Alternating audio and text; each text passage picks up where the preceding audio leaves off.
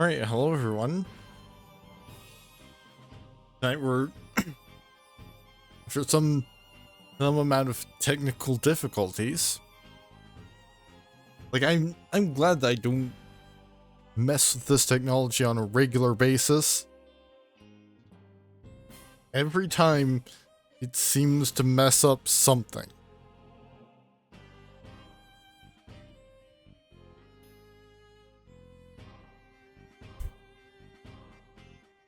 But after spending an extra 5 minutes to prepare the stream, we should be good to go.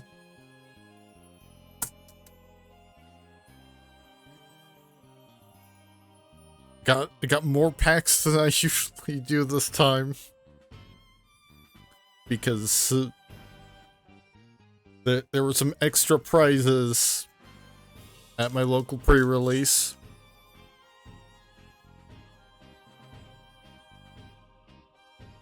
Got Humbling Elder. Card I saw a couple times names in the event. Fortress Kinguard. Twin Bolt. Nightblade Brigade. It was pretty solid in my deck. I think I got a couple of them. Because that, as you can probably tell by the background.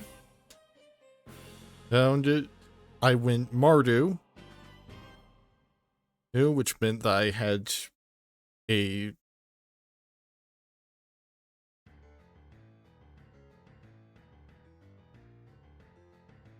need to adjust my lighting setup because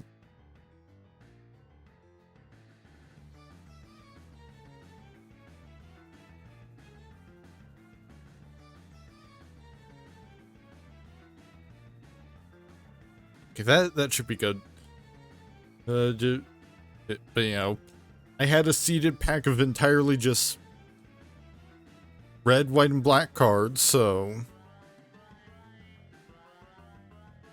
And I think I don't recall.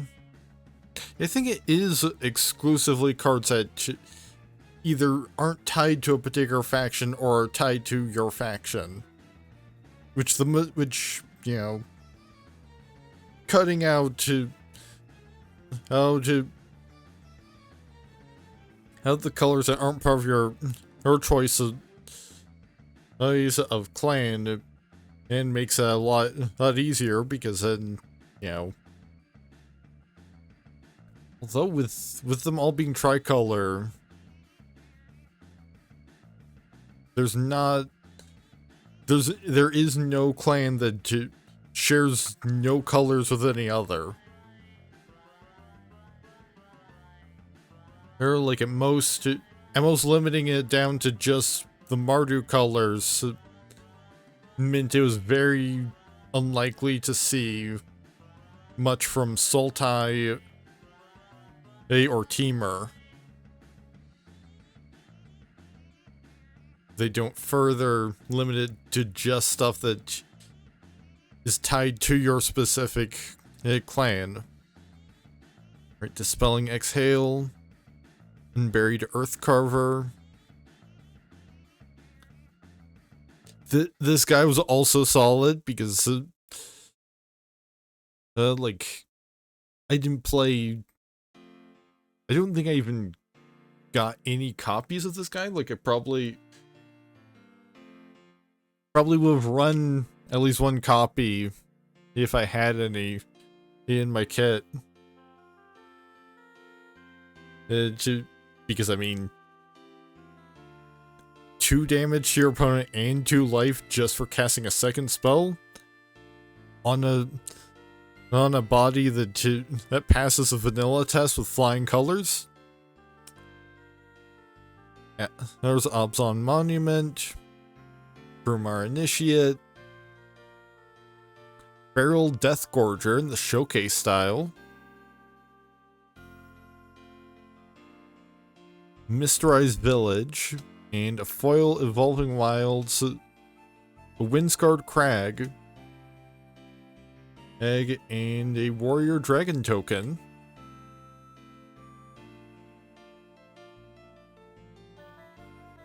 So don't think that any of that was particularly exciting.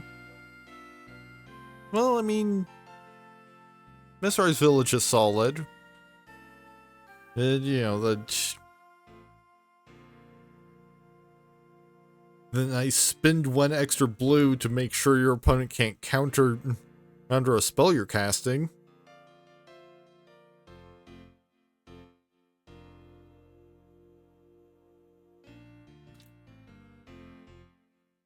So, you know, has its uses because if you're anytime you're playing against blue, you can be like, oh, I absolutely need this spell to go through. I'll just pay an extra blue. Like, you know, you can just, for example, since by playing that lane, you'll also be in blue. You can even pay an extra blue to juice up your counter spells to almost automatically win any counterspell war. Bearer of Glory. Already got a couple of these guys in my kit, I think. Cruel Truths. One of the main black cards I didn't play because it's entirely just card draw. And pricey card draw at that. And Sagu Wildling. And just a dragon that ramps. Teamer, her devotee. Tempest Hawk. I actually got a couple of these. And I did get to do the search once.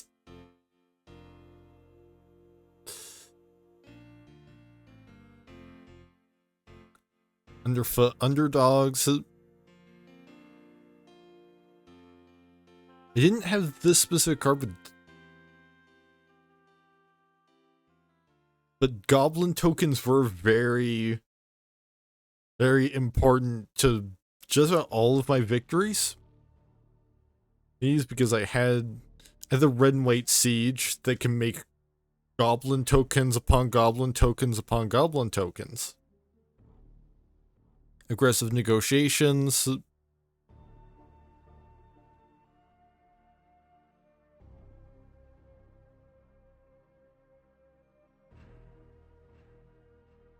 And another black card that I probably wouldn't have played if I had any copies of it, because generally when you're unlimited, you don't do much that doesn't affect the board or directly.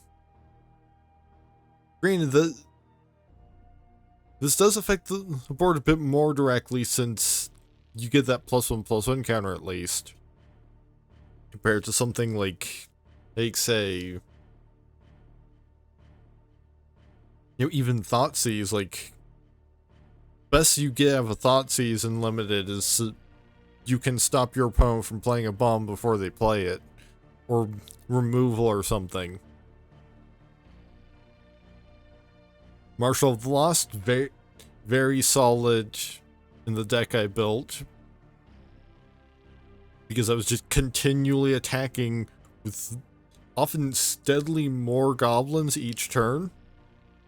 And so I got to have one big goblin that also had lifelink and haste.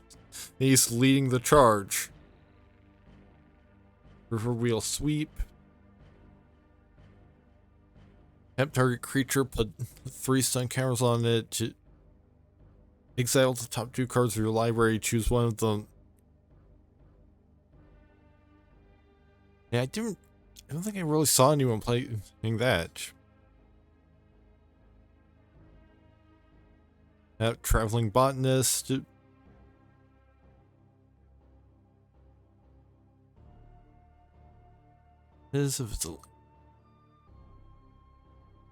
More ramp. Belothar, Dawn of the Abzan. Abzan. I've pronounced it Abzan for years. In fact, they were my clan back in 2014. And I just like the Mardu a bit better now. But the official pronunciation is Obzon. Trample whenever fellow or enters or attacks, you may sacrifice a non-land permanent. When you do, put a +1/+1 counter on each creature you control. Glacial Dragon Hunt in foil. Draw a card when you... Or then you may discard a card, then... Or when you discard a non-land card this way, Glacial Dragon Hunt deals 3 damage to target creature. And you can harmonize it. Bloodfell Caves. We've got Zombie Druid / Treasure. There is a token. I like that they seem to be, one thing, providing double-sided tokens, and providing more tokens.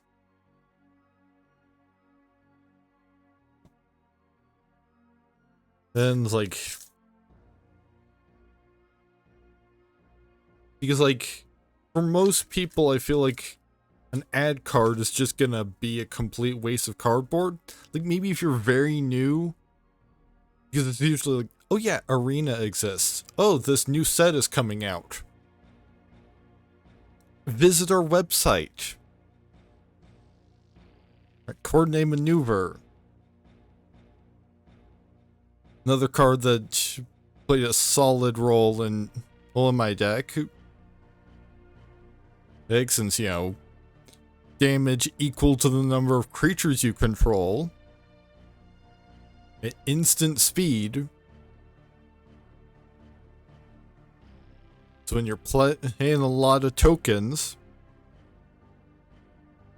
then that can add up pretty fast. Narset's Rebuke.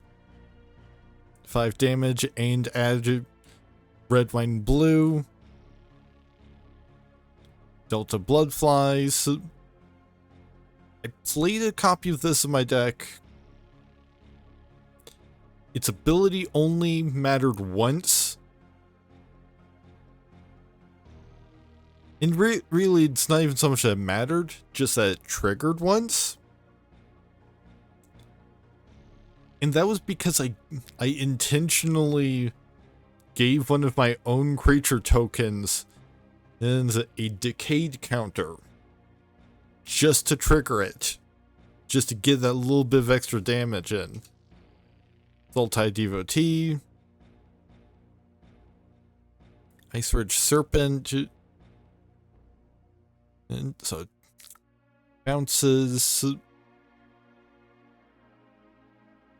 Is it Teamer or Tawny back?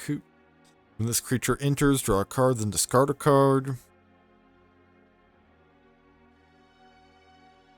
Monastery Messenger, Flying Vigilance. When this creature enters, put up to one target non-creature, non-land card from your graveyard on top of your library. Pretty solid, but especially since it's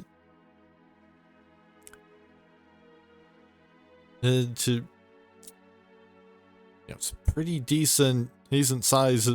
These are the mana you're paying for it if you have all 3 colors. Aegis Sculptor, or a bird wizard with flying thing Ward 2. At the beginning of your upkeep, you may exile 2 cards from your graveyard. If you do, put a +1/+1 counter on this creature. Descendant of Storms. Just, you know, pay some mana whenever this attacks to endure 1. Defibrillating Current. Played this one a couple times. Names because, you know, 4 damage. That kills a lot of things. And it nets you some life gain too. Dragonbrood's Relic. Make it tap an untapped creature you control, add 1 mana of any color. 3 white, blue, black, red, green. Sacrifice this token, create a 4/4 dragon creature token named Reliquary Dragon. That's all colors. It has flying, lifelink, and when this token enters, it deals 3 damage to any target. activate only as a sorcerer. I'm sure that's actually, that might not be that uncommon of a token, because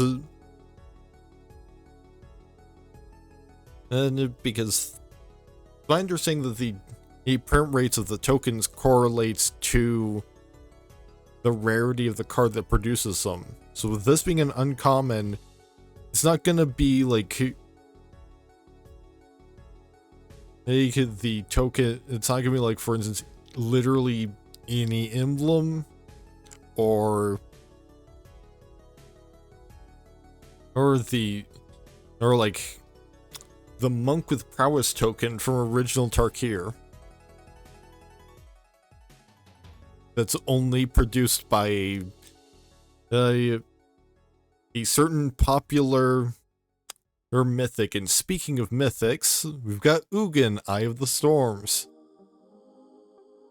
When you cast a spell, exile up to one target permanent that's one or more colors. Whenever you cast a colorless spell, exile up to one target permanent that's one or more colors. You gain 3 life and draw a card. Or for the +2, 0, add 3 colorless. -11, search your library for any number of colorless non-land cards, exile them, then shuffle. Until end of turn, you may cast those cards without paying their mana costs. Yeah, I think it's kind of interesting how Ugin is constantly exiling things that have colors specifically, when, like, in the lore, he's famously involved in effectively exiling a bunch of colorless creatures. And we've got Foil Jeskai Devotee, a mountain, and a warrior goblin token.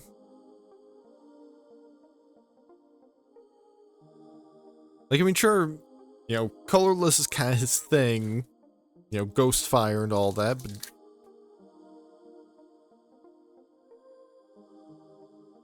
Undergrowth Leopard, Durgar Island Dragon,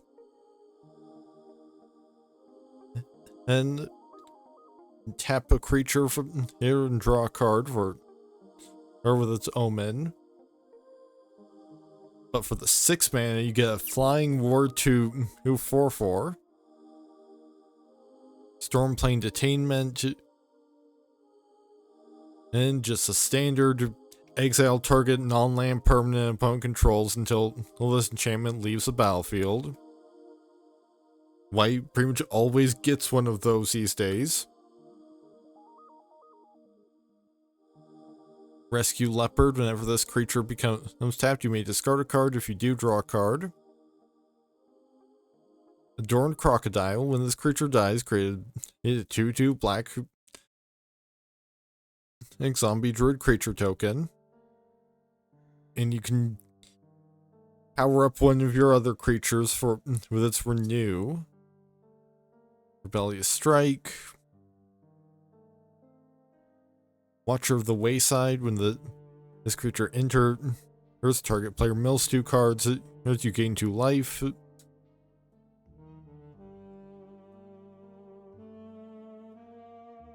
You have 100 Battle Veteran. As long as there are 3 or more different kinds of counters among creatures you control, this creature gets +2/+4. You may cast this card from your graveyard. If you do, it enters with a finality counter on it. Definitely one of the more interesting designs to make work with Renew. Duty Beyond Death. Sacrifice a creature to give another one indestructible. Well, and put +1/+1 counter on each creature you control. Oh, creatures you control. So it saves them and gives them a buff at the cost of 1 creature. Got Teamer Monument. Runescale Stormbrood. Counterspell as an omen. That seems pretty good. You know, counterspell that doesn't and go into your graveyard. Or it instead just goes back into your deck, although it is only mana value 2 or less. That's for valid targets. Whenever you cast a non-creature spell or a dragon spell, this creature gets +2/+0 until end of turn. Barren Step Siege. As this enchantment enters, choose Abzan or Mardu. For Abzan, at the beginning of your end step, put a +1/+1 counter on each creature you control. For Mardu, at the beginning of your end step, if a creature died under your control this turn, each opponent sacrifices a creature of their choice. That seems real good. Like, kind of wish I had one of these. Although, not a lot of my creatures necessarily died. Particularly because a lot of them were just these tiny little goblins that would take any creature that blocked them down with them. Because I had Bone Cairn Butcher.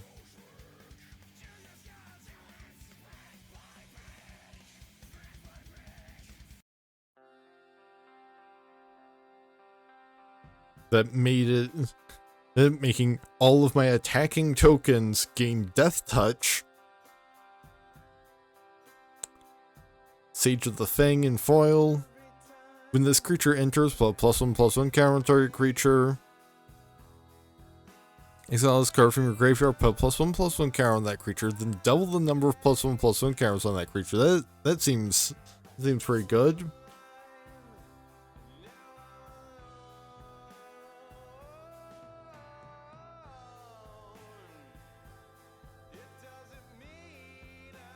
Kind of looking like I overestimated how long this was gonna take. Dispelling Exhale again. Bearer of Glory again. Twin Bolt again. Cruel Truce again.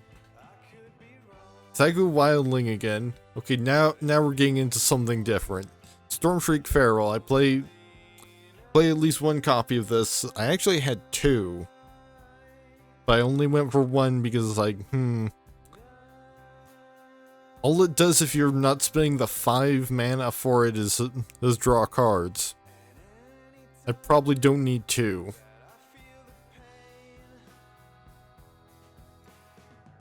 Dromag Nightwatch. When this creature enters, look at the top 3 cards of your library. You may put put one of those cards back on top of your library, put the rest into your graveyard. Fresh Start, -5, and loses all abilities. Starry-Eyed Skyrider. Whenever this creature attacks, another target creature you control all gains flying until end of turn. Attacking tokens you control have flying. Another card that would have been solid. All in the deck that I played. Skirmish Rhino. Just the smaller Siege Rhino. Inspirited Vanguard. Whenever this creature attacks, it endures 2. Rediscover the Way. Hey, look. Chapters 1 and 2. Look at the top 3 cards of your library. Put one of them into your hand, and the rest on the bottom of your library in any order. And Chapter 3, whenever you cast a non-creature spell this turn, target creature you control gains double strike until end of turn. And then Railing Dawnbreaker, Acorn Foil. Oh, and Foil Rugged Highlands.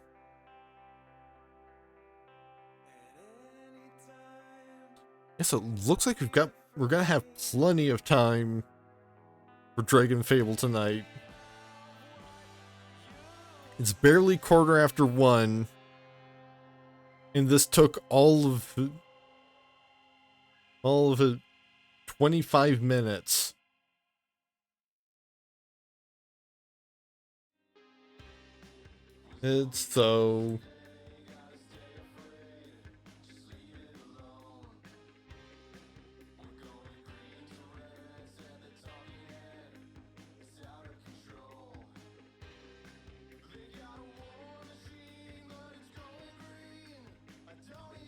Well, I will be right back. And if you're watching this on this as a video on YouTube later, thank you for stopping by.